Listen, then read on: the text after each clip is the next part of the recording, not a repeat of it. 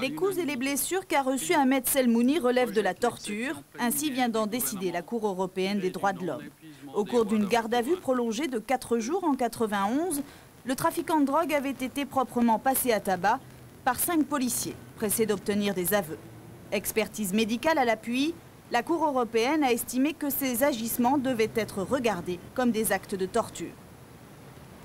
Il faut que de cette condamnation de la France, le ministère de l'Intérieur en tire des conséquences directes et fermes, et que les fonctionnaires de police qui se livrent à ce genre de maltraitance, de violence et de sévices comprennent que si ça arrive désormais, ils seront sanctionnés immédiatement et sévèrement. Et si cet arrêt, cette condamnation aujourd'hui sert à ça, la victoire, elle est là.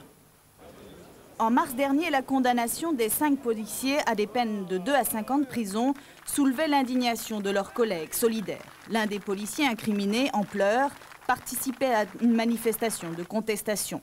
Aujourd'hui, l'avocat des policiers dénonce une confusion des genres. Il y a, en ce qui me concerne, la conviction qu'ils ont été victimes d'une machination qui a été montée par Selmouni, sur lequel nous avons un certain nombre de preuves. Et je voudrais faire observer que s'ils s'étaient réellement rendus coupables de torture, les sanctions qui ont été prononcées par la Cour d'appel de Versailles seraient grotesques.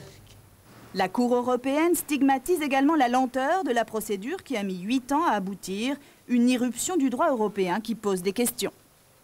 Jusqu'à preuve du contraire, les policiers en France agissent au nom du peuple français et en vertu des règlements et du droit français.